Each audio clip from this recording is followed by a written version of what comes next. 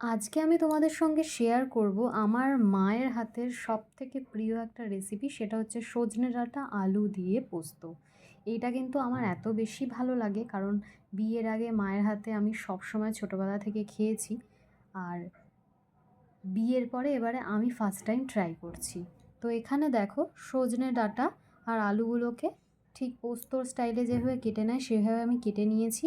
একটু সামান্য পাঁচফোড়ন দিয়ে, শুকনো লঙ্কা ফোড়ন দিয়ে কিন্তু আমি সজনে ডাঁটা আর আলুগুলোকে তেলের মধ্যে দিয়ে দিয়েছি, দিয়ে বেশ ভালো করে ভেজে নিচ্ছি। আমি এখানে নুন আর হলুদ অ্যাড করে দিলাম পরিমাণ মতো, খুব বেশি হলুদ দেওয়ার দরকার নেই। এবার এটাকে খুব ভালো করে নেড়ে চেড়ে ভেজে নেব। তারপর আমি কিন্তু এটাকে ঢেকে রেখে দেবো যাতে একটু হালকা করে সেদ্ধ হয়ে যায়। এই যে ঢেকে রেখে দিলাম। এবারে আমি কিন্তু বেটে নেব পোস্ত। শিলনোড়াতে বাটবো, কারণ মিক্সচারে বাটলে কিন্তু অতটা ভালো বাটা হয় না। তোমরা চাইলে মিক্সচারেও বাটতে পারো। এখানে পোস্ত নিয়ে নিয়েছি আর নিয়ে নিয়েছি কয়েকটা কাঁচা পাকা লঙ্কা। এগুলো দিয়ে আমি খুব ভালো করে পোস্ত আর কাঁচা লঙ্কা বেটে নেব।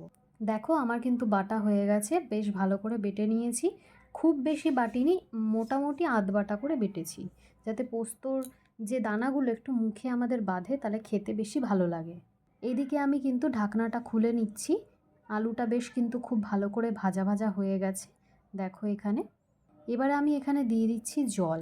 এর মধ্যে জল অ্যাড করে দিচ্ছি। জল অ্যাড করে কিন্তু বেশ ভালো করে নেড়ে চেড়ে নেব। এবারে খুব ভালো করে নেড়ে চেড়ে নেব। সজনে ডাঁটাগুলো বেশ মোটামুটি সেদ্ধও হয়ে গেছে। আবার ঢাকা দিয়ে দিলাম যাতে এটা খুব ভালো করে আর একটু সেদ্ধ হয়। দেখো, জলটা কিন্তু ফুটে উঠেছে। এই মুহূর্তে কিন্তু আমি দিয়ে দেব এর মধ্যে পোস্ত বাটাটা। এই যে পোস্ত বাটাটা আমি এখানে দিয়ে দিচ্ছি, দিয়ে খুব ভালো করে মিশিয়ে নিলাম। আস্তে আস্তে যখন ভালো মতো শুকনো হয়ে যাবে পোস্তটা, তখনই কিন্তু আমাদের পোস্ত হয়ে যাবে রেডি। দেখো, পোস্ত কিন্তু পুরোপুরি শুকনো শুকনো হয়ে গেছে, খেয়ে দেখতেও কিন্তু খুব ভালো লাগছে। আর ওপর দিয়ে কিন্তু আমি একটু দিয়ে দিচ্ছি সর্ষের তেল।